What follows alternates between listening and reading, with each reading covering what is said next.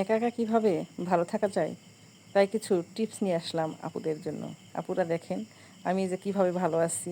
এই যে আমের সঙ্গে আম গাছগাছালি এদের সঙ্গে ভালো আছি। আসসালামু আলাইকুম। বড় একটি ভিডিও নিয়ে আসলাম যে একা একা কীভাবে ভালো থাকবেন, অন্য কারো কাছে না গিয়েও আপনি কিভাবে শান্তিতে থাকবেন, ভালো থাকবেন ঝামেলা ছাড়াই।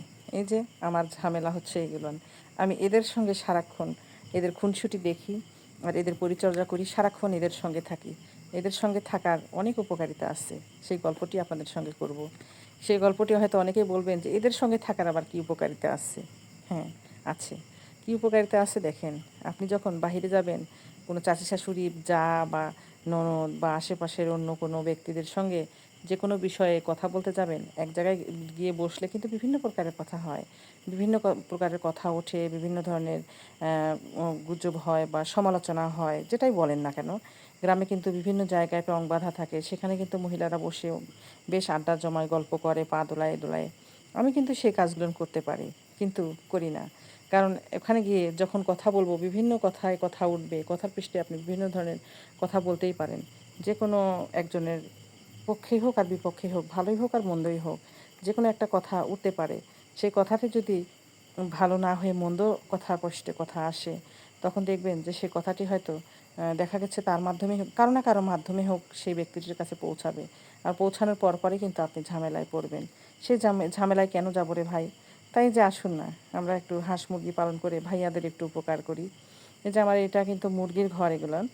যাই হোক, নেট সিস্টেম করেছি, গরমের সময় বাতাস পাবে আর শীতের সময় এগুলো সেভাবে সিস্টেম করে বন্ধ করে দেওয়া হয়। আমি যেহেতু একটু ইটের ঘরে থাকি, হাঁস মুরগিদের তো আর মাটির ঘরে থাকতে দেওয়া যায় না। তাই এই যে দেখেন, আমার এটা কিন্তু বাসার ভেতরে।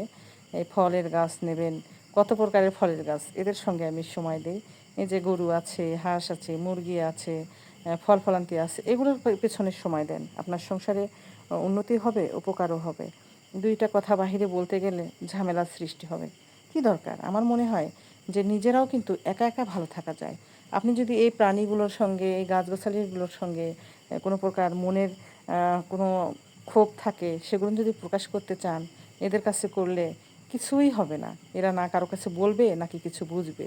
আপনার কষ্টটাও এখানে প্রকাশ করলেন, সেই কষ্টটাতে আর কেউ ফাটল ধরলো না। কারো কাছে গিয়ে যদি আপনার মনের কষ্ট কিন্তু সকলেরই আছে কম বেশি। আমরা প্রত্যেকটা ব্যক্তির যে কোনো একটা বিষয় নিয়ে মনের ভিতরে কষ্ট থেকেই যায়। এই কষ্টগুলো আমরা কিন্তু ভুল করে বিভিন্ন মানুষের কাছে গিয়ে প্রকাশ করি। আর এই যখনই প্রকাশ করি, তখনই কিন্তু দেখবেন যে ওই ব্যক্তিটি আপনার এই কথাগুলো শুনিয়ে কিসের আপনাকে সান্ত্বনা দিয়ে আপনার মনটাকে ভালো করবে, সে আরও কথাগুলো শুনে গভীরভাবে শুনবে আর ফাটল ধরে দিয়ে যাবে, আরও বিভিন্নভাবে আপনাকে রক্তাক্ত করবে। তারপরেও সে থামবে না। দেখা যাবে যে ওই কথাটা নিয়ে আরেকজনের কাছে গিয়ে বলবে, সেই ব্যক্তিটি আপনাকে ঘুরিয়ে পিছিয়ে আরেক রকম করে বলবে। কোনো না কোনো সময় সেই ব্যক্তির সঙ্গে যদি মনোমালিন্য হয়, তখন ওই ব্যক্তি আপনাকে 10টি কথা শোনাতে 1 সেকেন্ডের জন্য দেরি করবে না। তাহলে কি দরকার আছে বলেন তো? আমাদের অন্যের কাছে গিয়ে কথা বলার, সমালোচনা করার কোনো দরকার নেই। তার থেকে ভালো হয় আপনি নিজের মতো করে বাঁচুন, নিজের মতো করে শিখুন এবং নিজের এই যে সময়গুলো নিজেকে একা একা বাঁচতে শিখান বা একা একা চলতে শিখান। আপনি যতটুকু সময় পাবেন সংসারের কাজগুলো করুন, উপকার হবে, উন্নতি হবে। আপনি যে হাঁস মুরগি বলেন, আমার মতো সবজি চাষ বলেন, গাছগাছালি বলেন, বিভিন্ন জিনিসের এই গাছগুলো পরিচর্যা করুন, সঙ্গে থাকুন, ভালো লাগবে আপনার। যেটুকু সময় পাবেন ভাইয়ার সঙ্গে গল্প করবেন, ভাইয়ারও ভালো লাগবে, আপনারও ভালো লাগবে। সন্তানদেরকে সময় দিন আর এভাবে সংসারের আয় উন্নতি করার চিন্তা ভাবনা করুন। কেমন লাগলো আমার ভিডিওটি? যদি ভালো লাগে অবশ্যই লাইক কমেন্ট শেয়ার দিয়ে পাশে থাকবেন। আর ভালো ভালো কোনো কিছু কন্টেন্ট যদি আপনারা চান, কেমন ধরনের কন্টেন্ট দেখতে পছন্দ করেন, অবশ্যই আমাকে কমেন্টস করে জানাবেন।